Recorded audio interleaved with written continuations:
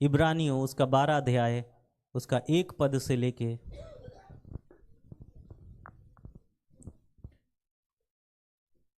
उसके 11 पद तक। इस कारण जबकि गवाहों का ऐसा बड़ा बादल हमको घेरे हुए है, तो आओ हर एक रोकने वाली वस्तु और हर उलझाने वाले पाप को दूर करके वह दौड़ जिसमें हमें दौड़ना है धीरज से दौड़ें, और विश्वास के कर्ता और सिद्ध करने वाले यीशु की ओर ताकते रहें, जिसने उस आनंद के लिए जो उसके आगे धरा था लज्जा की कुछ चिंता न करके क्रूस का दुख सहा और परमेश्वर के सिंहासन की दाहिनी ओर जा बैठा। इसलिए उस पर ध्यान करो जिसने अपने विरोध में पापियों का इतना विरोध सह लिया कि तुम निराश होकर साहस न छोड़ दो। तुमने पाप से लड़ते हुए उससे ऐसी मुठभेड़ नहीं की कि तुम्हारा लहू बहा हो, और तुम उस उपदेश को जो तुमको पुत्रों के समान दिया जाता है भूल गए हो। हे मेरे पुत्र, प्रभु की ताड़ना को हल्की बात ना जान, और जब वह तुझे घुड़के तो साहस न छोड़, क्योंकि प्रभु जिससे प्रेम करता है उसकी ताड़ना भी करता है, और जिसे पुत्र बना लेता है उसको कोड़े भी लगाता है। तुम दुख को ताड़ना समझकर सह लो। परमेश्वर तुम्हें पुत्र जानकर तुम्हारे साथ बर्ताव करता है। वह कौन सा पुत्र है जिसकी ताड़ना पिता नहीं करता? यदि वह ताड़ना जिसके भागी सब होते हैं तुम्हारी नहीं हुई, तो तुम पुत्र नहीं पर व्यभिचार की संतान ठहरे। फिर जबकि हमारे शारीरिक पिता भी हमारी ताड़ना किया करते थे और हमने उनका आदर किया, तो क्या आत्माओं के पिता के और भी अधीन ना रहें जिससे हम जीवित रहें? वे तो अपनी अपनी समझ के अनुसार थोड़े दिन के लिए ताड़ना करते थे, पर वह तो हमारे लाभ के लिए करता है कि हम भी उसकी पवित्रता के भागी हो जाएं। वर्तमान में हर प्रकार की ताड़ना आनंद की नहीं पर शोक ही की बात दिखाई पड़ती है, तो अभी जो उसको सहते सहते पक्के हो गए, बाद में उन्हें चैन के साथ धर्म का प्रतिफल मिलता है। Hallelujah, hallelujah. परमेश्वर के नाम को महिमा मिले। मैं चाहता हूँ कोई एक टीचर इधर आओ बेटा, इधर इनके बीच में बैठो आके।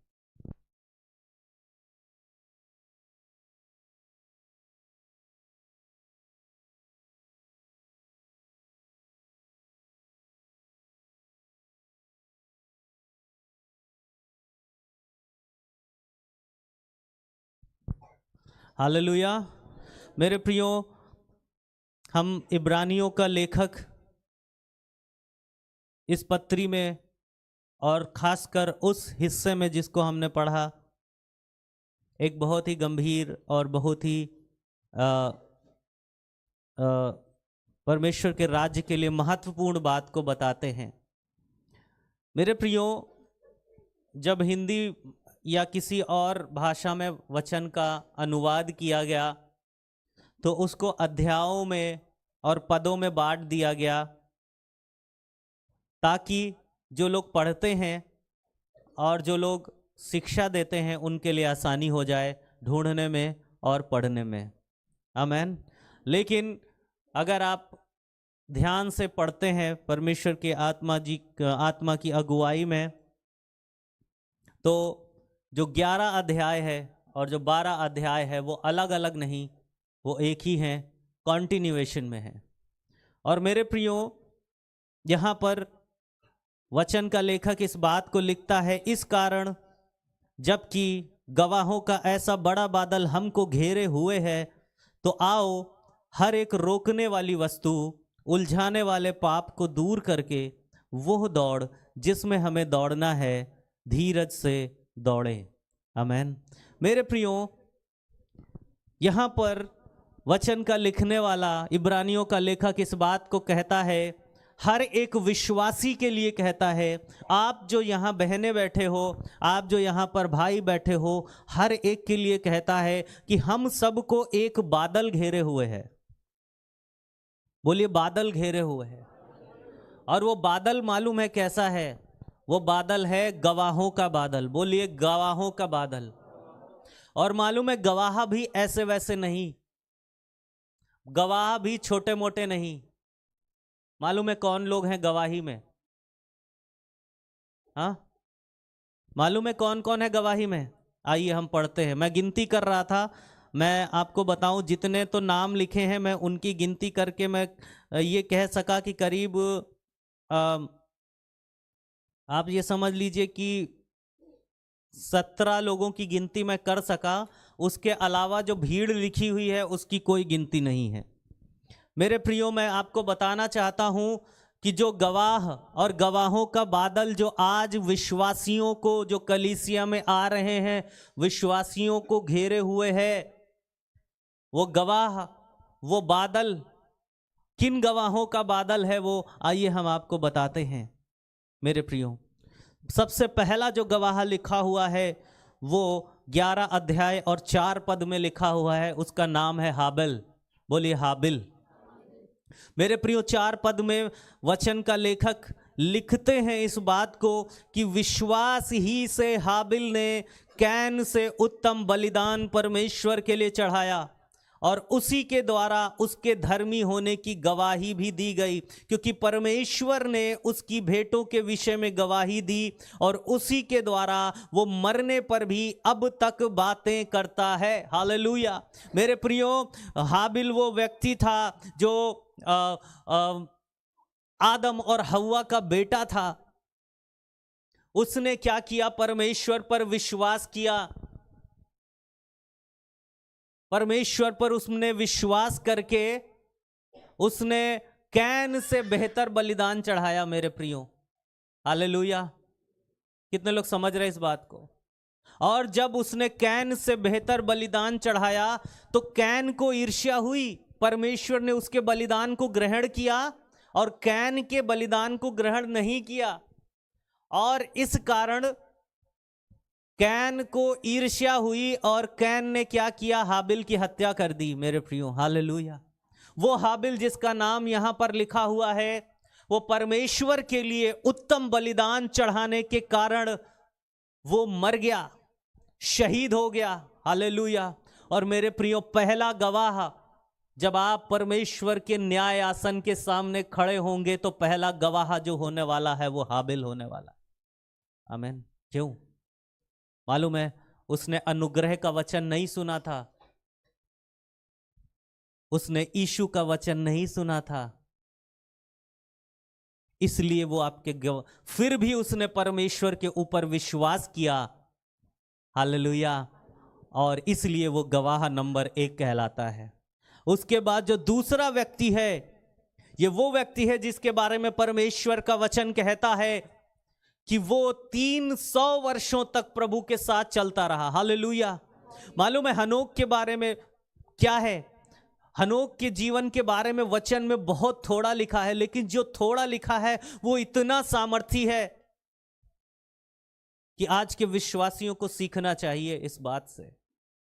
हालेलुया। मालूम है हनोक जब 65 वर्ष का था तब उसके एक पुत्र उत्पन्न हुआ, उसका नाम था मतुशेला।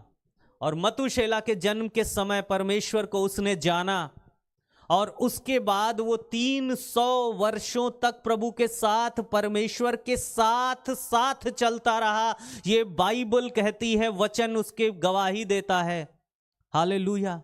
आपको मालूम है जब हनोक जिस समय हनोक इस दुनिया में था, उसके पास ये किताब नहीं थी। कितने लोग मालूम है बाइबल लिखी भी नहीं गई थी उस समय जब हनोक इस धरती पे था।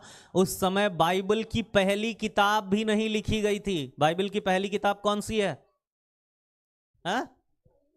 अय्यूब पहली किताब लिखी गई बाइबल की है। बाइबल की जो पहली किताब सीक्वेंस करने में, बाइबल की सारी किताबों को इकट्ठा लिखने में, उसको उत्पत्ति को पहले रख दिया गया। लेकिन अगर ऐतिहासिक रूप से देखेंगे, आपको बताऊं तो सबसे पहले जो बाइबल में लिखी हुई किताब है वो अय्यूब की किताब है। हालेलुया। मेरे प्रियो, हनोक जिस समय इस दुनिया में था उस समय कोई भी किताब नहीं थी, कोई कलीसिया नहीं थी, कोई प्रॉफिट्स नहीं थे, कोई अपोस्टल्स नहीं थे, कोई वचन सिखाने वाले नहीं थे, लेकिन 300 वर्षों तक हनोक परमेश्वर के साथ साथ चलता रहा। हालेलुया। हनोक का परिवार था मेरे प्रियो, हनोक अपना काम करता था मेरे प्रियो। वो कोई याजक, पादरी, प्रीस्ट, प्रॉफिट, अपोस्टल नहीं था, लेकिन उसके बारे में वचन कहता है कि वो परमेश्वर के साथ साथ चलता था। हालेलुया। आज हमारे लिए एक से दूसरा दिन प्रभु के साथ चलना मुश्किल होता है। चल पाते हैं क्या मेरे प्रियो? दूसरा गवाह, जो हम गवाहों के बादल में जो दूसरा गवाह लिखा हुआ है वो हनोक है। हालेलुया। उसके बाद लिखा है, विश्वास ही से नूह ने उन बातों के विषय में जो उस समय दिखाई न पड़ती थी, चेतावनी पाकर भक्ति के साथ अपने घराने के बचाव के लिए जहाज बनाया, और उसके द्वारा उसने संसार को दोषी ठहराया और धर्म का वारिस हुआ जो विश्वास से होता है। हालेलुया। तीसरा जो गवाह लिखा है वो नूह लिखा है मेरे प्रियो। परमेश्वर ने नूह को बोला कि मैं आने वाले समय में धरती को विनाश करने पर हूं, धरती को नष्ट करने पर हूं। मालूम है नूह ने क्या किया? नूह क्या करने लगा मेरे प्रियो? नूह जहाज बनाने लगा। बोलिए, जहाज बनाने लगा। और मालूम है उसके पड़ोसी, उसके लोग कहते होंगे अरे ये पागल हो गया। वो जब कहता होगा अरे मैं परमेश्वर धरती को नष्ट करने जा रहा है, मैं जहाज बना रहा हूं, जल प्रलय आने वाला है, लोग उसका मजाक बनाते हो, अरे ये पागल हो गया है ना। यही तो वो कारण है कि बाकी सब नष्ट हो गए। अगर विश्वास कर लेते तो क्या होता? बच जाते, है ना। विश्वास कर लेते तो क्या होता? बच जाते। नूह ने अभी देखा नहीं है कि जल प्रलय आएगा कि नहीं। नूह से प्रभु ने बोल दिया, उसने विश्वास कर लिया, अभी उसने देखा नहीं है कि जल प्रलय आएगा कि नहीं। चारों तरफ के लोग उसका मजाक बना रहे हैं, अरे पगला गया है, दिमाग खराब हो गया इसका, बौड़मा गया है, क्या है कैसे कुछ करके, है ना, पागल आदमी है। मजाक बनाया जा रहा है उसका, हंसी उड़ाई जा रही, विश्वास नहीं किया जा रहा है। लेकिन नूह ने विश्वास कर लिया कि नहीं, परमेश्वर ने कहा है कि जल प्रलय आने वाला है, मैं धरती को नष्ट करने वाला हूं, तो प्रभु पूरा करेगा बात को। और नूह ने विश्वास किया, और उस विश्वास के द्वारा मेरे प्रियो वो अपने और अपने परिवार को बचाने पाया। हालेलुया। उसका घराना बच गया, उसका घराना बच गया मेरे प्रियो। हालेलुया। आज परमेश्वर के दास कह रहे हैं मन फिराओ, सच्चे दास कह रहे मन फिराओ, पश्चाताप करो, अपने जीवनों को ठीक करो, परमेश्वर के सामने पवित्र बनो, शुद्ध बनो। परमेश्वर आने वाले हैं, यीशु मसीह फिर से आने वाले हैं। ये धरती अंत की ओर बढ़ रही है, लेकिन सुनते नहीं है। बच्चे घर में खिला लीजिएगा, यहां वचन सुनिए, नहीं तो खाली आएंगे खाली जाएंगे।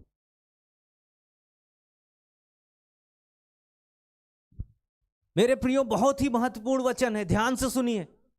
आज परमेश्वर के दास चिल्ला रहे मन फिरा लो, पवित्र हो जाओ, शुद्ध हो जाओ, बदल लो जीवन को। यीशु मसीह आने वाले हैं न्याय करने।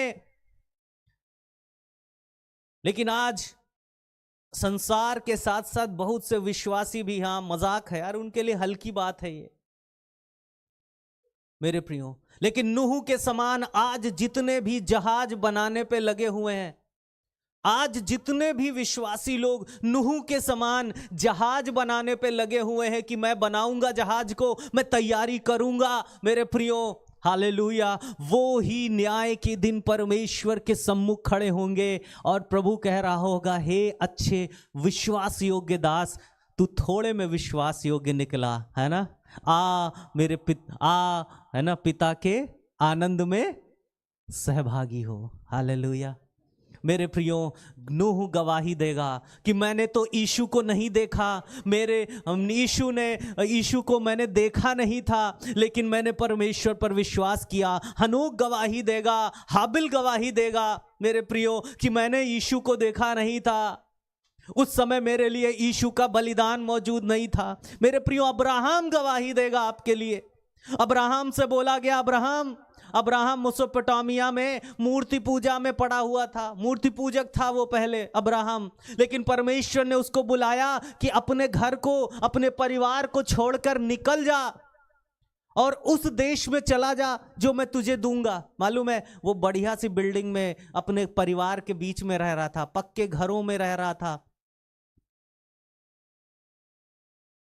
लेकिन जब परमेश्वर ने उसको बुलाया तो उसने अपने खानदान को छोड़ दिया, अपने परिवार को छोड़ दिया और निकल गया और तंबुओं में रहने लगा। हालेलुया। वचन कहता है कि वो कहाँ रहने लगा? तंबुओं में रहने लगा। क्यों रहने लगा? मालूम है क्यों रहने लगा? 10 पद में लिखा है, क्योंकि वो उस स्थिर नींव वाले नगर की बाट जो होता था, जिसका रचने वाला और बनाने वाला कौन है? परमेश्वर है। हालेलुया। वो अपने पक्के घरों को, खानदान को इब्राहिम ने छोड़ दिया, अभी उसको दिखा नहीं है। और आपको बताऊं एक और मजेदार, परमेश्वर की प्रतिज्ञा अब्राहम के लिए क्या थी? कि तेरा वंश कैसा होगा? बालू के किनकों के समान होगा। लेकिन अब्राहम अपने जीते जी, जिंदा रहते हुए, अब्राहम ने अपने बालू के किनकों के समान अपने वंश को नहीं देखा। हालेलुया। लेकिन आत्मा में जब वो परमेश्वर के सम्मुख है, मेरे प्रियो, जब हम में से लोग इस धरती से वहां जाते होंगे तो कहता होगा, अब्राहम स्वागत करता होगा। हालेलुया। और कहता होगा, अरे मेरा वंश चला आ रहा है। हालेलुया। आज अपने वंश का स्वागत, मेरे प्रियो, लाजर की उस धनी व्यक्ति और लाजर की कहानी में बोलते हैं ना कि जब लाजर मर जाता है तो वो लाजर मरकर कहां जाता है? अब्राहम की गोद में जाता है। हालेलुया। आज जब वो एक सच्चा विश्वासी, पवित्रता में, शुद्धता में चलने वाला विश्वासी जब मरता है तो मेरे प्रियो, वो अब्राहम उसका स्वागत करता है, कहता, अरे मेरे खानदान, मेरा बेटा चला आ रहा है। हालेलुया। मेरा वंश चला आ रहा है। आप जानते हैं, वचन इस बात को कहता है, यीशु इस बात को कहते हैं। लाजर जब मरता है तो वो अब्राहम की गोद में जाता है। क्यों जाता है? क्योंकि वो अब्राहम का वंश है। हालेलुया। मेरे प्रियो, अब्राहम गवाही देगा कि मैंने तो यीशु को देखा नहीं, मैंने यीशु के बाइबल को पढ़ा नहीं, मेरे पास कोई कलीसिया नहीं थी, मेरे पास कोई सिखाने वाला नहीं था, फिर भी मैंने प्रभु की बात मानी, फिर भी मैं परमेश्वर की आज्ञा को माना। मैंने अपना आराम छोड़ दिया, मैंने अपना सुख छोड़ दिया, परिवार के साथ रहना छोड़ दिया और जाकर मैं तंबुओं में रहने लगा, क्योंकि मैं इस स्थिर नगर को देख रहा था जो परमेश्वर के द्वारा बनाया हुआ हो। अब्राहम गवाही देगा। हालेलुया। मालूम है और कौन गवाही देगा? सारा गवाही देगी। बाइबल एक तरफा बात नहीं करती बहनों, सारा गवाही देगी। हालेलुया। लिखा है, विश्वास से सारा ने आप बूढ़ी होने पर गर्भ धारण करने की सामर्थ पाई, क्योंकि उसने प्रतिज्ञा करने वाले को सच्चा जाना था। आप वचन सुनते हैं, आपको बताया जाता है, लेकिन आप कितना उस वचन को सच्चा जानते हैं और कितना उसको सच्चा मानकर प्रभु के रास्ते पर चलते हैं? मेरे प्रियो बहनों, सारा, अब्राहम की पत्नी, कितने वर्ष में उसको पुत्र दिया परमेश्वर ने? कौन बताएगा? 90 वर्ष में। क्यों उसको 90 वर्ष में बेटा क्यों मिला? क्योंकि उसने प्रतिज्ञा करने वाले को सच्चा माना था। हालेलुया। हालेलुया। मेरे प्रियो, उसके बाद बहुत सारे नाम हैं, एक एक करके बताऊंगा, ज़्यादा डिटेल में बताऊंगा तो आज घर नहीं जा पाओगे आप लोग। लेकिन उस लिस्ट में आपको बताऊं कौन कौन लोग हैं।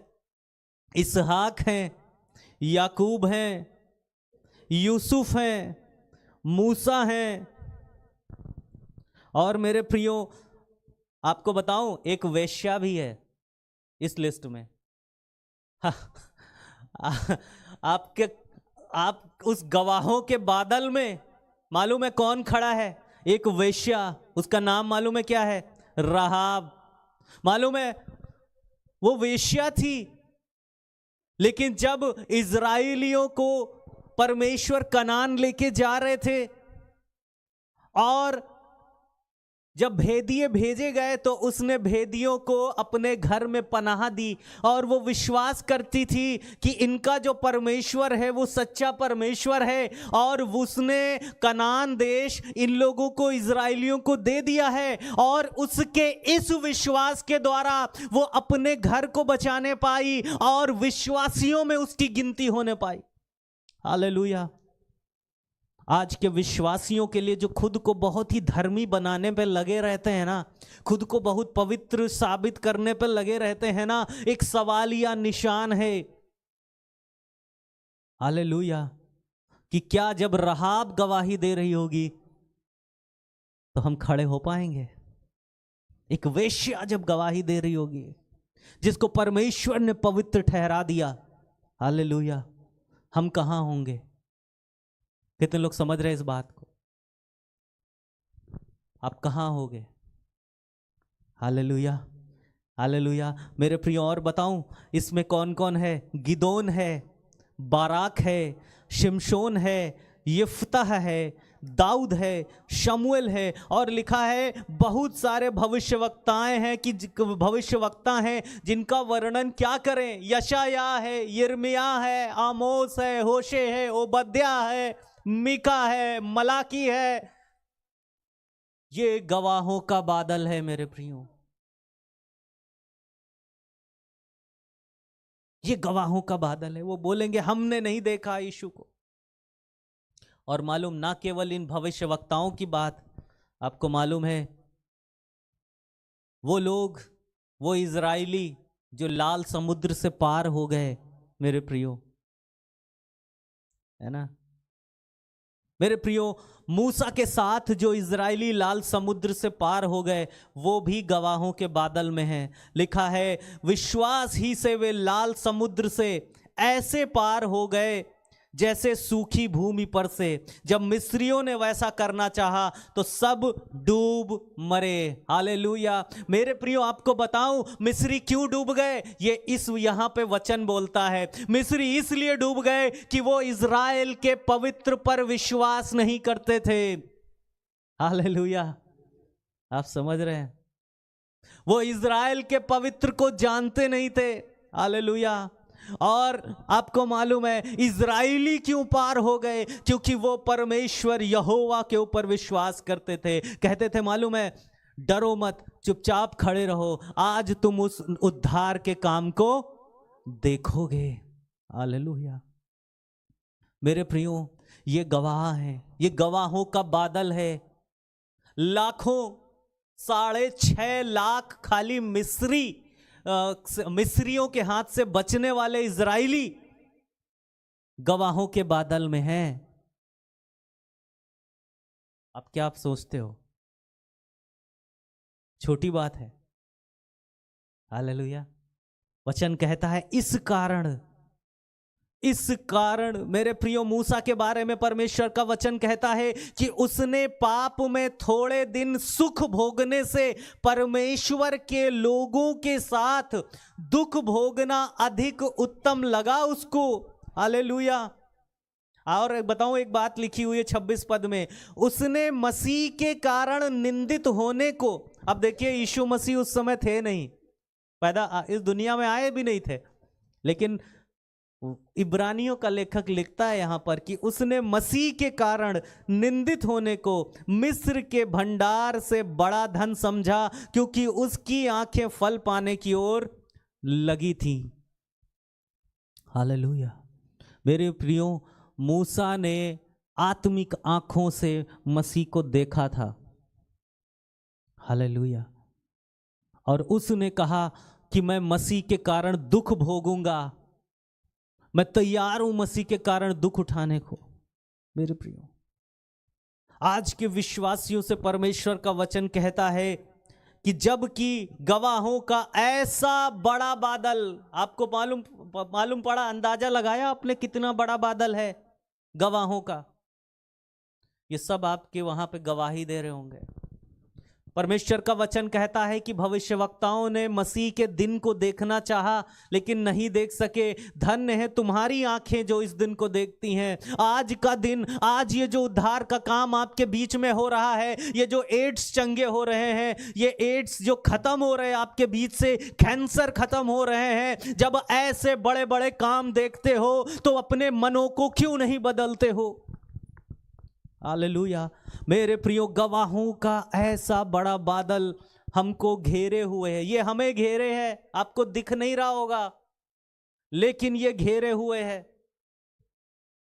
आपको प्रेम से समझाते हैं, परमेश्वर के दास समझाते हैं। और मालूम है क्या करना है? जब ऐसा बड़ा बादल हमको घेरे हुए है तो मालूम है हमें क्या करना चाहिए? बोलिए हमें क्या करना चाहिए? बोलिए हमें क्या करना चाहिए?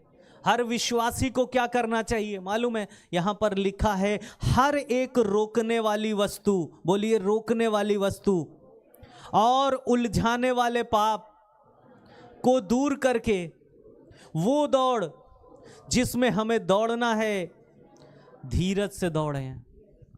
मेरे प्रियो, हर एक रोकने वाली वस्तु को दूर करना होगा। जो चीज आपको रोकती है,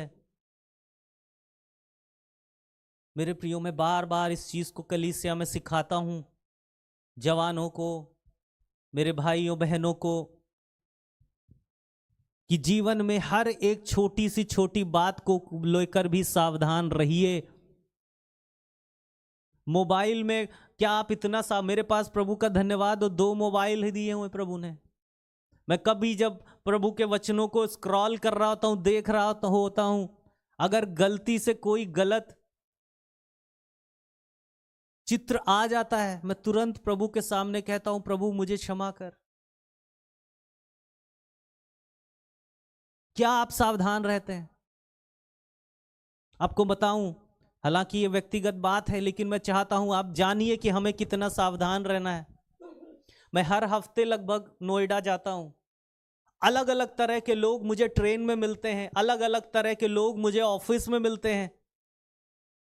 लड़कियां भी होती, महिलाएं भी होती। मैं पिछले दिनों ट्रेन से जा रहा था और सामने एक महिला बैठी हुई थी। हालांकि मैं तकिया लगा के सो जाता हूं आराम से, बैठने की सीट, लेकिन जब मैं उठा, मेरी ट्रेन पहुंची थी कहाँ बताया था मैंने मुन्नी? आई थिंक अलीगढ़ में पहुंची। और जब मेरी नींद खुली तो मैंने देखा कि सामने जो महिला बैठी है वो ऐसे ध्यान से देख रही है और बहुत ही अजीब तरह से लगातार देखे जा रही है। मैंने अपनी आंखें बंद करी, मैंने कहा प्रभु आप मेरे अंदर हो, आप मेरे साथ हो। मैंने मुन्नी को बताया, मैंने मुन्नी को बताई इस चीज को। आप कितना सावधान रहते हो जब दुनिया में निकलते हो, संसार में निकलते हो। कहने को तो इसमें कोई बताने वाली बात नहीं थी, मैंने प्रभु को बता दिया, प्रभु मेरे अंदर। लेकिन शैतान फुसफुसाएगा कि अरे पत्नी को बताने की क्या जरूरत है, इसमें कौन सी बड़ी बात है। आप समझ रहे हो आप कितना सावधान रहते हो मेरे प्रियो? जब गवाहों का ऐसा बड़ा बादल हमको घेरे हुए है मेरी बहनों, मेरे भाइयों, तो वो जो दौड़ है, ये जो दौड़ है, हमको बहुत धीरज से दौड़ना है मेरे प्रियो। हर एक रोकने वाली वस्तु, चीजें रोकने के लिए आपके जीवन में हर दिन आएंगी। कलीसिया से बाहर निकलोगे, प्रार्थना से बाहर निकलोगे, बाइबल पढ़ के निकलोगे, प्रार्थना करके निकलोगे, फिर भी आएंगी रोकने वाली वस्तुएं आपके जीवन में, आपके दौड़ में रोकने की कोशिश करेंगी। लेकिन कितना सावधान रहते हैं आप मेरे प्रियो। आपको बताऊं, आज हमको मसीह का बलिदान छोटा लगता है। बहुत सारे विश्वासियों के जीवन ने मसीह के बलिदान को छोटा कर दिया है। मेरे मसीह, यीशु मसीह का बलिदान साधारण नहीं था मेरे प्रियो। मेरी तरफ देखिएगा ध्यान से, साधारण नहीं था। आपको दिखाया जाता है कि वो क्रूस के ऊपर कपड़ा लिपटा हुआ था उसको।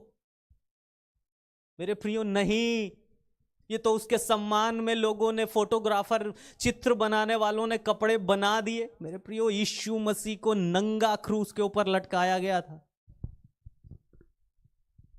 मेरे प्रियो, परमेश्वर ने अपनी रचना को ये अधिकार दे दिया, अपनी रचना के हाथों में पड़ गया वो मसीह जिसमें सब कुछ बना, जिसने सब कुछ बनाया, उसने अपनी रचना को, अपने आप को इतना नीचे कर लिया कि अपनी रचना के हाथों में खुद को दे दिया।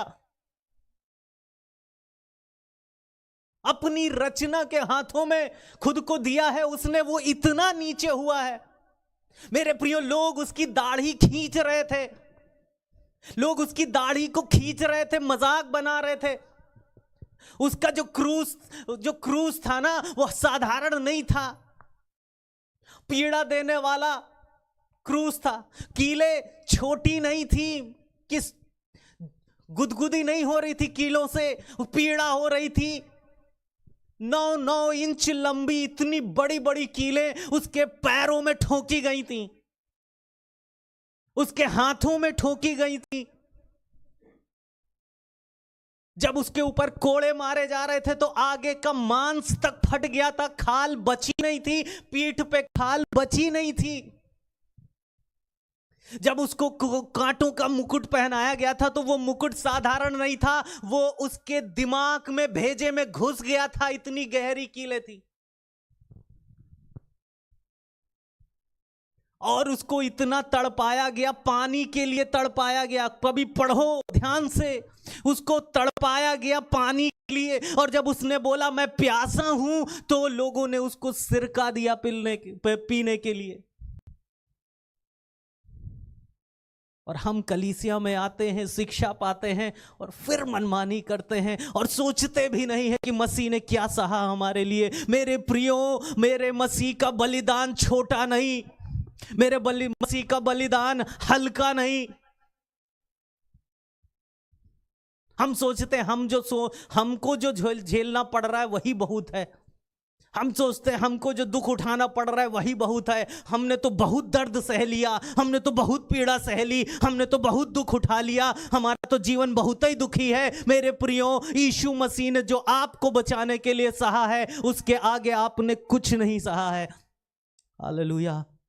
मेरे प्रियो, प्रभु ने इसलिए नहीं सहा कि आप अपने जीवन में मनमानी करो, आप अपने जीवन में एंजॉय करो, आप अपने जीवन में बीमारियों से चंगे हो, बस यही खुश हो। आप, प्रभु ने इसलिए नहीं सहा कि सिर्फ आप धन की आशीष के पीछे भागो, आप सिर्फ आशीषों के पीछे भागो। नहीं, प्रभु ने इसलिए सहा कि आप धीरज से दौड़ो, क्रूस उठा के दौड़ो और प्रभु के पीछे दौड़ो। मेरे प्रियो, हर एक रोकने वाली वस्तु और उलझाने वाले पाप को दूर करके वो दौड़ जिसमें हमें दौड़ना है, धीरज से दौड़े। हालेलुया। और विश्वास के कर्ता और सिद्ध करने वाले यीशु की ओर ताकते रहें। हालेलुया। मेरे प्रियो, इंग्लिश वचन कहता है looking unto Jesus the author and finisher of our faith. मेरे प्रियो, हमारे विश्वास का जो बनाने वाला है वो यीशु मसीह है। उसको सिद्ध करने वाला, उसको पूरा करने वाला हमारे विश्वास को यीशु मसीह है। मेरे प्रियो, उसकी ओर ताकते रहें। उसने क्रूस यूं ही नहीं सहा। मेरे प्रियो, आपको मालूम है, वचन कहता है, पौलुस कहते हैं कि क्रूस की कथा नाश होने वालों के लिए क्या है? क्या है? जोर से बोलिए, मूर्खता है। और कई बार विश्वासी होने के नाते, बाइबल पढ़ने वाले होने के नाते, हम कलीसिया आने वाले होने के नाते, मालूम है, हम अपने आप को सेल्फ प्रोक्लेम कर लेते हैं कि हम धर्मी हैं। ये जो गैर विश्वासी हैं उनके लिए है। नहीं, कलीसिया में बैठे हुए विश्वासियों के लिए भी ये वचन है कि जितने लोग उसके क्रूस की बात को हल्का जानते हैं, क्रूस की कथा को हल्का जानते हैं, अपने व्यवहार से मसीह का इनकार करते हैं, अपने आचरण से मसीह का इनकार करते हैं, ये वचन उनके लिए भी है कि क्रूस की कथा नाश होने वालों के लिए मूर्खता है। आप जितने लोग विश्वासियों में, कलीसियाओं में जितने भी लोग प्रभु की पवित्रता, प्रभु के मार्ग पर चलने के लिए गंभीर नहीं होते, धीरज से नहीं दौड़ते, सीरियसनेस से नहीं दौड़ते, उनके लिए क्रूस की कथा जो है वो मूर्खता है। वो मूर्खों की श्रेणी में आ जाते हैं मेरे प्रियो। कितने लोग समझ रहे हैं इस बात को? मेरे प्रियो, जब गवाहों का ऐसा बड़ा बादल हमको घेरे हुए है, तो वो दौड़ जिसमें हमें दौड़ना है, धीरज से दौड़े और विश्वास के कर्ता और सिद्ध करने वाले यीशु की ओर ताकते रहें। आगे लिखा है, जिसने उस आनंद के लिए जो उसके आगे धरा था, लज्जा की कुछ चिंता न करके क्रूस का दुख सहा और परमेश्वर के सिंहासन के दाहिनी ओर जा बैठा। मेरे प्रियो, मालूम है उसने क्या किया?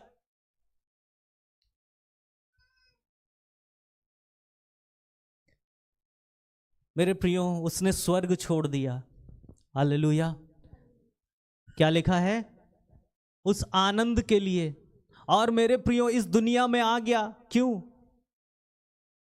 हम में से कौन ऐसा है जिसको मसीह के लिए खून बहाना पड़ा हो?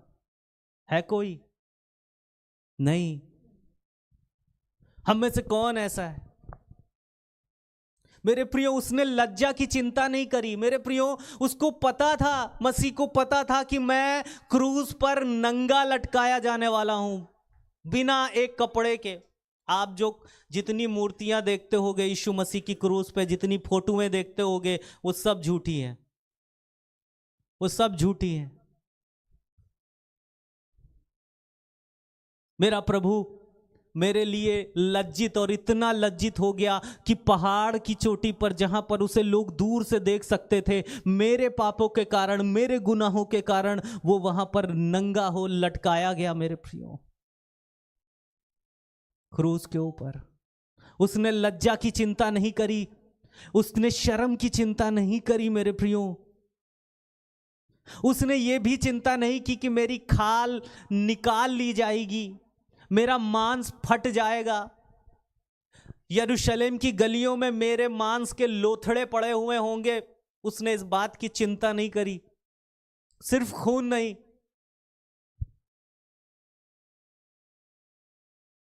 लेकिन उसे मालूम था कि मुझे लोगों को बचाना है, मुझे लोगों को पापों से उद्धार दिलाना है। मेरे प्रियो, हालेलुया। मेरे प्रियो, हम में से कितने लोग आज प्रभु की गंभीरता में, उसके विश्वास में चलना चाहते हैं? हम में से कितने लोग? मेरे प्रियो, गलातियों में 2 अध्याय में पौलुस लिखते हैं इस बात को, हमें कैसे चलना चाहिए। जब इब्रानियों का लेखक इस बात को लिखता है कि धीरज से दौड़ें, तो हर एक विश्वासी के मन में यह बात प्रकट होनी चाहिए।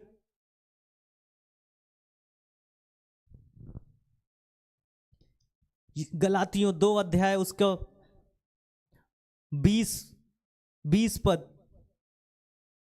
यहां पर लिखा है कि मैं मसीह के साथ क्रूस पर चढ़ाया गया हूं। अब मैं जीवित ना रहा, पर मसीह मुझ में जीवित है, और मैं शरीर में अब जो जीवित हूं, केवल उस विश्वास से जीवित हूं जो परमेश्वर के पुत्र पर है, जिसने मुझसे प्रेम किया और मेरे लिए अपने आप को दे दिया। मेरे प्रियो, आज बहुत सारे विश्वासी लोग कलीसियाओं में आते हैं, जाते हैं और अपने शरीर और अपने लिए जीवन जीते हैं। मैं पिछले संडे को जब मैं प्रचार कर रहा था, मैं बता रहा था कि हमारा परमेश्वर सब देखता है। आप बंद कमरे में जो देखते हैं वो भी देखता है।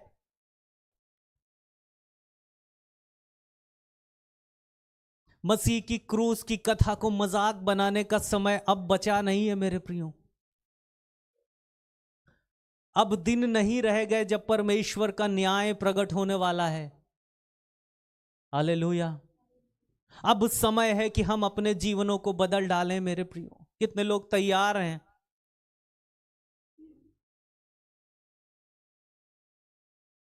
मेरे प्रियो, यीशु मसीह कहते हैं कि मसीह का आना भी नूह के दिनों के जैसा होगा। नूह जब तक जल प्रलय आकर लोगों को बहा नहीं ले गया, वो खाते थे, वो पीते थे, वो मौज मस्ती करते थे। लेकिन नूह जो परमेश्वर का खरा व्यक्ति था, वो मालूम है क्या कर रहा था? वो क्या कर रहा था? जहाज बना रहा था, तैयारी कर रहा था। आप क्या कर रहे हो?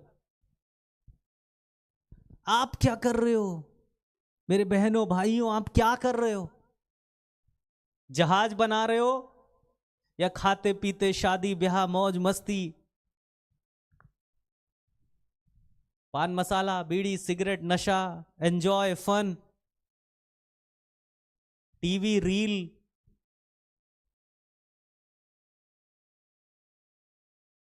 और कुछ लोग प्यार इश्क मोहब्बत इसी में पड़े हुए हैं। उनके लिए मसीह की कथा जो है ना, क्रूज पर जो मरना है ना, वो मजाक है। सोचिए, यीशु मसीह अगर हमारे लिए नहीं मरे होते, उन्होंने ये सब नहीं सहा होता, तो मालूम है वो जो यीशु मसीह जहां पे है ना, जहां पे जो उन्होंने सहा, वो सहा है जो हमें सहना चाहिए था, हमारे पापों के कारण, हमारे गुनाहों के कारण। लेकिन परमेश्वर के सामने प्रभु यीशु मसीह ने कहा कि मैं संपूर्ण मानव जाति के लिए, उनके पापों के लिए मैं मरूंगा, उनके पापों को मैं अपने ऊपर लेता हूं, और मेरे पापों को, मेरे गुनाहों को लेकर प्रभु यीशु मसीह ने वो सब सह लिया। वो हर एक बात सह ली। आमीन। क्योंकि क्रूज पर मुझे होना चाहिए था, नंगा लटका हुआ मुझे होना चाहिए था, कीले मेरे हाथों पैरों में होनी चाहिए थे, कोड़े मेरे शरीर पे होने चाहिए थे, वो मुकुट कांटों का मेरे सर में भेजे में घुसा हुआ होना चाहिए था। जो लोग मजाक बना रहे थे, मुंह पे मेरे थूका जाना चाहिए था। जो लोग उसकी दाढ़ी खींच खींच कर मजाक बना रहे थे, वो मेरा होना चाहिए था। ये मजाक नहीं कर रहा हूं मैं, ये कहानी नहीं बता रहा हूं, ये सच्चाई है। लेकिन वो सब जो मुझे सहना चाहिए था, वो मेरे प्रभु ने सहा। हालेलुया मेरे प्रियो। और इसलिए सहा कि अब मैं अपने मसीह के लिए जीवन को जीऊं। आप किसके लिए जी रहे हो? आप किसके लिए? आप सवाल है मेरा, मेरे प्रियो। अब आप में कौन जीवित है? अभी भी आप शरीर की अभिलाषा, आंखों की अभिलाषा में पड़े हुए हो? क्यों पड़े हुए हो?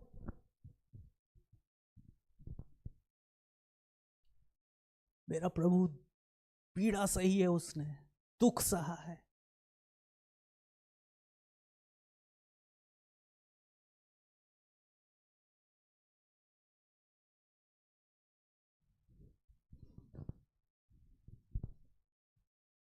वो मेरे लिए, आपके लिए।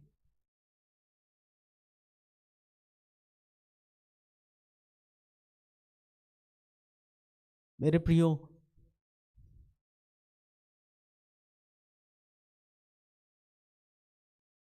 लिखा है जिसने मुझसे प्रेम किया और मेरे लिए अपने आप को दे दिया। He died for me। यीशु मेरे लिए मर गया। बोलिए, यीशु मेरे लिए मर गया। मेरे लिए कीले ठोकी गई, मेरे लिए उसका खून बहा, मेरे लिए उसके माथे पर जो कांटों का मुकुट रखा गया, वो कांटे उसके भेजे में घुस चुके थे।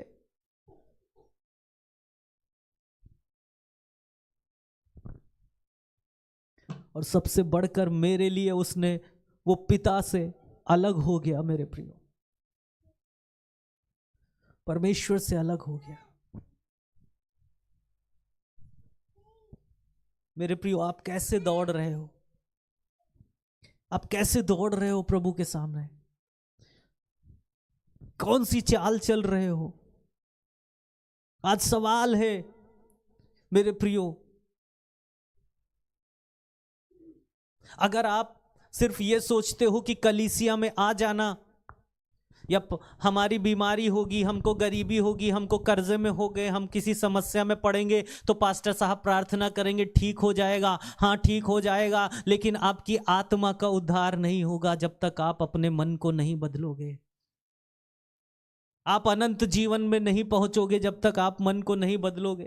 कोई भी पास्टर आपको शिक्षा दे सकता है, कोई पास्टर आपके लिए प्रार्थना कर सकता है, लेकिन आपकी आत्मा का उद्धार के लिए आपको मन जीवन बदलना होगा। शरीर में मरकर, अपने शारीरिक कामों के लिए मरकर मसीह के लिए जिंदा रहना होगा।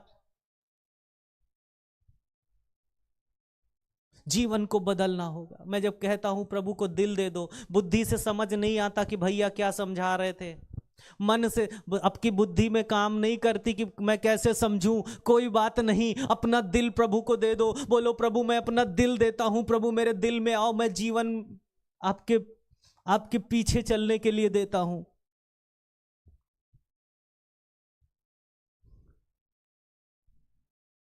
बिना पवित्रता के कोई परमेश्वर को कदापि नहीं देखेगा। हालेलुया। मेरे प्रियो, मैं परमेश्वर से पूछ रहा था प्रभु मैं क्या बताऊं। मैं भी यहां खड़े होकर बातें कर सकता हूं कि आप पे आग उतर रही है, आपको ठंडा लग रहा है कि नहीं, आपको गर्म लग रहा है कि नहीं, है ना। मैं भी यहां खड़े होकर बात कर सकता हूं ना कि आपको आशीष आ रही है, क्योंकि ये तो सच है। जितने कलीसिया में आते हैं, जितने प्रभु के भवन में आते हैं, परमेश्वर उनको आशीष देता है, तो सच है। अगर मैं बोल रहा हूं कि प्रभु आपको आशीष दे रहा है तो इसमें कोई आश्चर्य वाली बात नहीं है। लेकिन अगर मैं बुद्धि की बात ना करूं आपसे, मन बदलने की बात ना करूं आपसे, जीवन बदलने की बात ना करूं आपसे, तो मैं झूठा ठहरूंगा, मैं पाखंडी ठहरूंगा और परमेश्वर के सामने मुझे हिसाब देना पड़ेगा।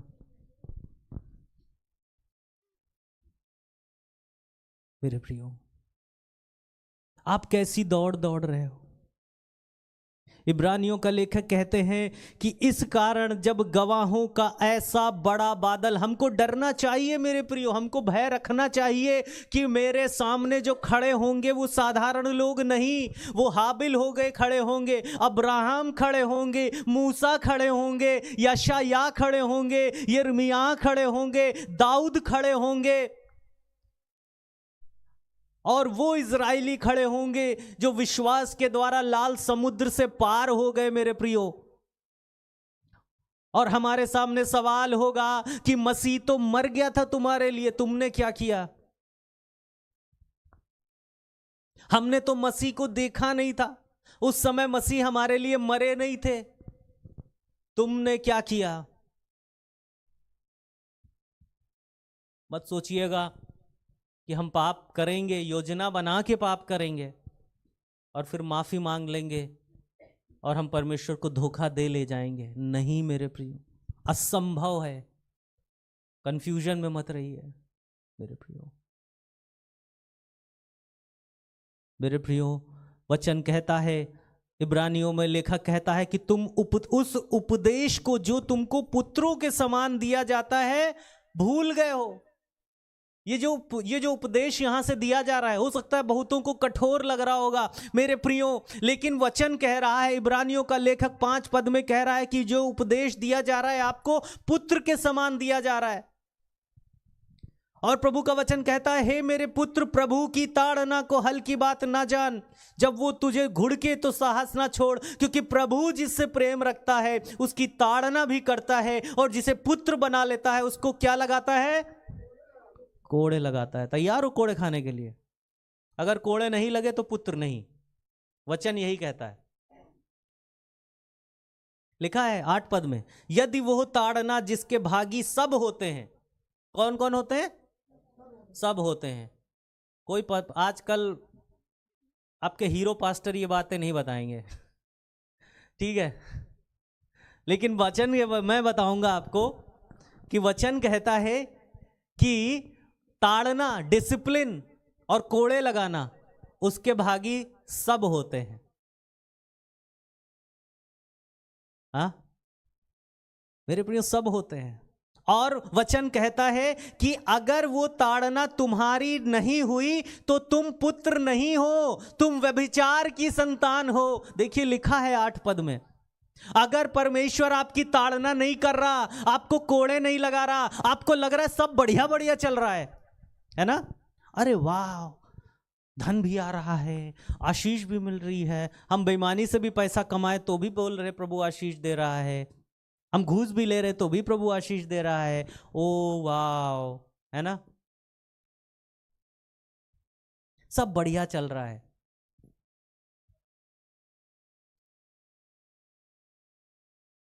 प्रॉस्पेरिटी प्रीचर्स ये वाले पद पे प्रचार नहीं करेंगे वो सच बोल रहा हूं मैं। वचन कह रहा है, इब्रानियों का लेखक कह रहा है कि अगर आपकी ताड़ना नहीं हुई, प्रभु आपको कोड़े नहीं लगा रहा है, आपको सुधारने के लिए, आपको पवित्र करने के लिए, आपका मन बदलने के लिए, आपका जीवन बदलने के लिए, आपका बुद्धि बदलने के लिए, अगर परमेश्वर कोड़े नहीं लगा रहा है, आपकी ताड़ना नहीं कर रहा है, तो आप परमेश्वर के संतान नहीं हो, आप व्यभिचार की संतान हो। ये वचन कह रहा है। हालेलुया। आज अगर कोई नहीं चाहता कि परमेश्वर ताड़ना करे, चाहता है क्या?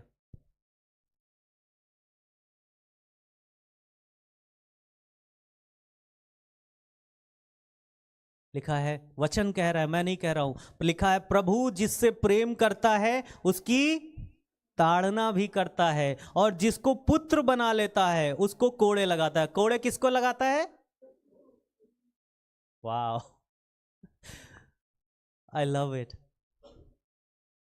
हमको यूहन्ना 1 अध्याय याद रहता है कि जितनों ने उस पर विश्वास किया उसने उन्हें परमेश्वर की संतान होने का अधिकार दिया। हालेलुया। अब जो परमेश्वर के बेटे हो और बेटियां हो, ये वचन भी पढ़ो, क्योंकि वचन एक तरफा नहीं है। यहां लिखा है जिसको पुत्र बना लेता है उसको कोड़े भी लगाता है। पुत्रों पुत्रियों, अब कोई बढ़िया वाला, कोई आपका फेवरेट प्रचारक आपसे जब बात करे, तुम परमेश्वर की बेटे हो, तुम परमेश्वर की बेटियां हो, तुम पे आग उतर रहा है, ये उतर रहा है, बोलो प्रभु सर जी मुझे ना 12 अध्याय और उसके 6 पद का भी मतलब बता दो। हालेलुया। मेरे प्रियो, प्रभु की ताड़ना जो है वो अच्छी है। हालेलुया। दाऊद कहता है तेरे सोटे और तेरी लाठी से मुझे क्या मिलती है? शांति मिलती है। जब प्रभु हमारी ताड़ना को इंग्लिश में डिसिप्लिन कहते हैं। हालेलुया। ताड़ना को क्या बोलते हैं? डिसिप्लिन, अनुशासित करना, है ना। जब प्रभु अनुशासित करना चाहे तो ये बड़ी अच्छी बात है, ये गारंटी है हमारे जीवन में कि अब हम वास्तव में पुत्र बन गए। हालेलुया। खाली हमने विश्वास कर लिया, उसकी संतान बन गए, ये तो खाली आधा अधूरा हुआ। पूरे बेटे, पूरी बेटी तब बनेंगे जब परमेश्वर हमें अनुशासित करे, परमेश्वर हमें डिसिप्लिन करे, जब परमेश्वर के कोड़े हम पर पड़े, हमारा मन बदले, हमारा जीवन बदले, हमारा सोच बदले, हमारा चाल चलन बदले, हमारी बुद्धि बदले, हमारी आत्मा बदल जाए, हमारी बोली बदल जाए,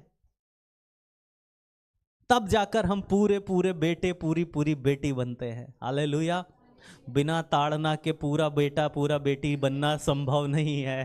हालेलुया। कितने लोग तैयार हैं मार खाने के लिए? हालेलुया। सोच लो, फिर ना भैया हमका लागत प्रभु सुनी नहीं रहा, हाथ तो उठा दियो लप से एकदम। हाँ भैया पूछी ना, हाथ उठाए, लप से उठाए हाथ। प्रभु के कोड़े यीशु मसीह ने 2 बार कोड़े चलाए, मालूम है? कितनी बार चलाए यीशु मसीह ने कोड़े? मैं बताऊं, 2 बार। मंदिर में 2 बार गए यीशु मसीह। एक बार जब सुसमाचार प्रचार का आरंभ किया तब मंदिर गए, देखा लोगों ने दुकानें लगा रखी है वहां, है ना। 5 का कबूतर बेच रहे हैं 50 का है, 5 का कबूतर 50 का बेच रहे हैं कि अंदर जाएंगे लोग, वहां से खरीदेंगे, अंदर बलिदान करेंगे जाके। प्रभु गए, कोड़े बनाया, उलट दिया, भगा दिया, बोले लिखा है मेरा घर प्रार्थना का घर बन कहलाएगा, लेकिन तुमने इसे डाकुओं की खोह बना दिया है। मेरे प्रियो, आपसे सवाल है, आपने अपने जीवन को क्या बना दिया? कल उपवास प्रार्थना में मैं कल बता रहा था कि परमेश्वर जो है वो मिट्टी की वेदी के ऊपर उसका आत्मा उतरता था और आशीष देता था। आज हम जो मिट्टी के मनुष्य हैं, हम परमेश्वर की वेदी होना चाहिए, हम परमेश्वर की वेदी बन जाएं ताकि परमेश्वर का आत्मा हम पर उतरे, हम में आशीष उतरे। मेरे प्रियो, परमेश्वर आपको वेदी बनाना चाहता है, अपनी आत्मा से भरना चाहता है, लेकिन आपने क्या बना रखा है अपने घर को? मेरे प्रियो, क्या आप सिर्फ चंगाई, सिर्फ आशीष, सिर्फ भैया और हमारे फेवरेट पास्टर हाथ रखे और हम अपने भैया के प्रिय बने रहें? पास्टर साहब हमका बढ़िया कहें, है ना? कई बार मैं ऐसे भी पाता हूँ, लोग कहते हैं आके, भैया आज बहुत बढ़िया प्रचार किया। कई बार लोग ऐसे मन में उनके होता होगा कि अगर हम भैया की तारीफ करेंगे तो भैया को बड़ा हम फेवरेट हो जाएंगे। नहीं, इम्पॉसिबल, हम ऐसे हैं ही नहीं। प्रभु ने आपके लिए मुश्किल बात यह है कि कुक्कू भैया को प्रभु ने ऐसा बनाया नहीं है। कुक्कू के भैया जो है वो सिर्फ एक बात से है? हाँ, कुक्कू भैया जो है वो सिर्फ एक बात से ही प्रभावित होते हैं कि आप अपने जीवन में कितना प्रभु के पीछे चल रहे हो।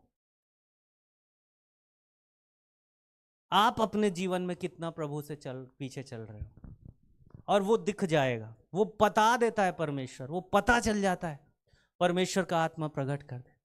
मेरे प्रियो, इस कारण जब गवाहों का ऐसा बड़ा बादल हमको घेरे हुए हैं, मेरे प्रियो, मेरे बहनों, मेरे भाइयों, प्रभु के विश्वासी लोगों, तो हमको डरना चाहिए, हमको घबराना चाहिए कि मेरे सामने जो खड़े होंगे वो ऐसे वैसे लोग हैं ही नहीं, ऐसा वैसा बादल है ही नहीं। प्रभु के सामने खड़े होना तो दूर की बात, क्या हम मूसा के सामने खड़े हो पाएंगे? मेरे प्रियो, कितने लोग समझ रहे हैं, क्या हम मूसा के सामने खड़े हो पाएंगे? क्या हम यशायाह के सामने खड़े हो पाएंगे? क्या हम दाऊद के सामने खड़े हो पाएंगे? मेरे प्रियो, आज हम आपको कहना चाहता हूं, आज ये जनवरी का आखिरी इतवार है ना? पहला महीना खत्म हो गया। हमने अपना जीवन अभी तक कैसा जिया है? ये जनवरी का पहला महीना, साल का पहला महीना जो जनवरी का महीना है, आखिरी इतवार है। हम प्रभु के और पास गए हैं या प्रभु से और दूर गए हैं? मेरे प्रियो, हालेलुया। कितने लोग समझ रहे इस बात को? कितने लोग जान रहे इस बात को? मेरे प्रियो, प्रभु का वचन कहता है कि जब हमारे शारीरिक पिता भी हमारी ताड़ना किया करते थे, हमने उनका आदर किया, तो क्या आत्माओं के पिता के और भी अधीन ना रहें जिससे हम जीवित रहें? हालेलुया। प्रभु का वचन क्या सिखा रहा है? हमारे जो दुनिया के माँ बाप जो होते थे वो क्या करते थे? जब हमको मारते थे तो क्या करते थे? हम कहते थे आज से हमारा तुम्हारा कोई रिश्ता नहीं, ऐसा कहते थे। हाँ, बताओ, जब हमारे अम्मा पापा हमका मारत है तो हम क्या करी? आज तो हमारा तुम्हारा कोई रिश्ता है, तो हमारी अम्मा नहीं, हमारा तुम्हारा लड़का नहीं है, तुम्हारा अलग हमारा अलग, ऐसा करित नहीं है। पप्पा मारिन, थोड़ी देर में बच्चा पता चला, फिर उन्हें गोदी में लटका है, ऐसा ही तो करता है ना? पप्पा पीटिन, है ना? कहीं कहीं कहीं कहीं किसी किसी के बाप पप्पा तो इतने ज्यादा कठोर होते कि अच्छा लाओ जूता लाओ, हैं? मार मार एकदम उड़ा दिया, हैं? थोड़ी देर में फिर पप्पा लाओ, तिनिक जा रहे हैं, हमका तिनिक बाहर लाए तो 20 रुपया लाओ, ऐसा ही तो करते हैं ना, है ना मेरे प्रियो? यही बात तो ये कह रहे हैं कि जब इस दुनिया के माँ बाप जब हमको सुधारने के लिए, डिसिप्लिन करने के लिए, ठीक करने के लिए जब वो हमारी ताड़ना करते हैं, तो हम क्या करते हैं? हम उनका अनादर तो नहीं करते, उनको छोड़ तो नहीं देते। तो जो हमारा आत्माओं का पिता है, हमारी आत्माओं का पिता है, कौन है? परमेश्वर है। तो क्या हम उनके और अधीन नहीं रहना चाहिए? हालेलुया। हमको उनके और अधीन रहना चाहिए, हमको उनके और भय में रहना चाहिए, हमको उनके और प्रेम में रहना चाहिए, हमको और अधिक अपना दिल उनको देना चाहिए। हर दिन प्रभु यीशु मसीह के पास जाओ, बोलो प्रभु यीशु मसीह हम अपना दिल आपको देते हैं, आई लव यू। क्या बोलोगे? बोलो। अरे यीशु मसीह से भी बोलने में शर्मा रहे हैं? हर दिन अपने प्रभु के पास जाओ, बोलो यीशु मसीह हम आपसे प्रेम करते हैं, आई लव यू। बोलो आई लव यू। हाँ, I love you Jesus, I love you Jesus. सब लोग बोलोगे I love you Jesus, I love you Jesus. हर दिन प्रभु यीशु मसीह के पास जाओ, बोलो यीशु मसीह हम अपना दिल देते हैं। जब प्रभु आपको किसी बात के लिए डांटे तो बोलो प्रभु हम धन्यवाद करते हैं प्रभु। जब प्रभु आप पे किसी बात के लिए, सुधारने के लिए कोड़े लगाए तो आप बोलो प्रभु हम धन्यवाद करते हैं कि आपने मुझे बेटा बना लिया। हालेलुया मेरे प्रियो, क्योंकि प्रभु आपसे प्रेम करते हैं। लिखा है कि जिसे पुत्र बना लेता है उसको कोड़े भी लगाता है। हालेलुया मेरे प्रियो, हर एक उलझाने वाली बात, हर एक उलझाने वाला पाप को दूर करना है। हालेलुया। जो बातें उलझा रही आपको प्रभु में बढ़ने से, मेरे प्रियो आपको बताऊं, एक बीच में कभी कभी क्या होता था, पिछले दिनों प्रभु ने मुझे एक बात सिखाई। उलझाने वाली बातें कैसी होती इसलिए मैं बता रहा हूं। क्या होता था, बहुत सारे प्रचारक हैं यूट्यूब पे, उनकी बड़ी बड़ी संगतियां हैं, लेकिन बहुत सारी गलत शिक्षाओं को, बहुत सारी गलत रीतियों को वो प्रचार कर रहे हैं और सिखा भी रहे हैं।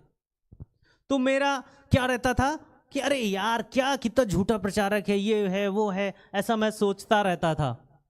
एक दिन प्रभु ने मुझे बताया, प्रभु ने मुझे सिखाया,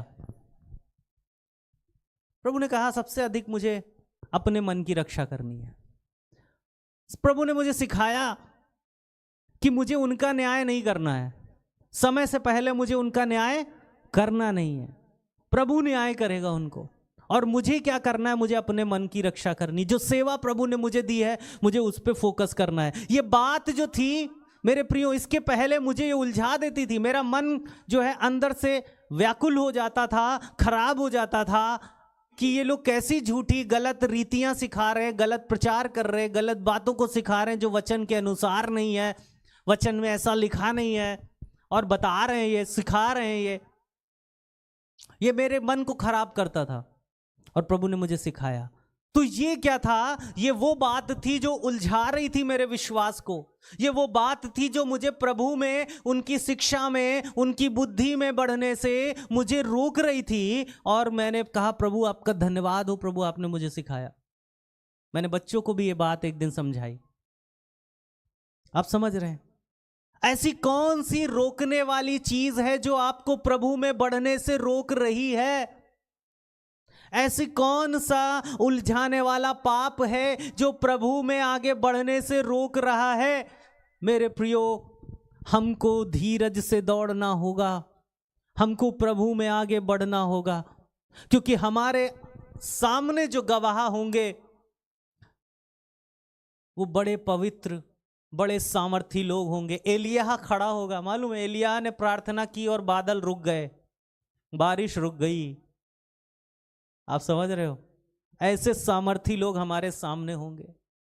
तो अब जो हमको दौड़ना है वो कितनी गंभीरता में दौड़ना है, ये हमको सीखना होगा, हमको इसकी गंभीरता को समझना होगा मेरे प्रियो। हालेलुया। और हर दिन अपने दिल को, जब आप अपना दिल प्रभु को दोगे तो आपको सहायता मिलेगी, प्रभु की ओर से सहायता मिलेगी। हर दिन अपना दिल प्रभु को देना है। आई लव यू जीसस। अपने बच्चों से प्यार करते हैं जाके ना, है ना? हमारा बच्चा अगर हर रोज हमको आके बोले पप्पा आई लव यू, है तो हमको कैसा लगेगा? अच्छा लगेगा। तो बोला करो ना अपने पप्पा लोगों से, मेरे प्रिय, अच्छा लगेगा। मेरे प्रिय, प्रभु को जब आप हर दिन अपना दिल दोगे तो प्रभु आपको बल देगा।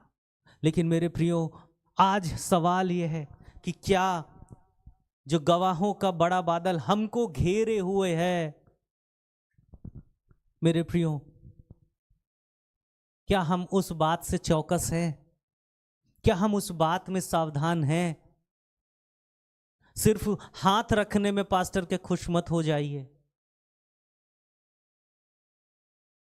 सिर्फ आशीष और चंगाई मिलने में खुश मत हो जाइए। आनंदित होइए कि जब प्रभु आपको अपने राज्य में और गंभीर करे। Hallelujah, hallelujah. मेरे प्रियो, हमको क्या करना है? हमको विश्वास के कर्ता, बोलिए विश्वास के कर्ता और सिद्ध करने वाले यीशु की ओर ताकते रहें। हमें अपने प्रभु की ओर ताकते रहना है मेरे प्रियो। क्या हम हर बात में, दुख आए तो, सुख है तो, अपने प्रभु की ओर लगातार देखते हैं, हर दिन देखते हैं क्या मेरे प्रियो? और यदि हम अपना दिल प्रभु को हर रोज देते हैं, हर रोज प्रभु को देखते हैं मेरे प्रियो, आप देखेंगे कि कैसा अद्भुत अनुग्रह परमेश्वर का आपके जीवन में है। Hallelujah, hallelujah. मेरे प्रियो, ये आनंद की भी बात है कि हम मूसा को देखेंगे, ये आनंद की बात है कि हम एलिय्याह को देखेंगे, ये आनंद की बात है हम एलीशा को देखेंगे, ये आनंद की बात है कि हम अब्राहम को देखेंगे। लेकिन साथ ही साथ हमें ये भी डरने की भी बात है कि हम जो वो हैं वो गवाहों के बादलों में हमारे सामने होंगे। ये वो गवाह हैं जो हमारे सामने होंगे।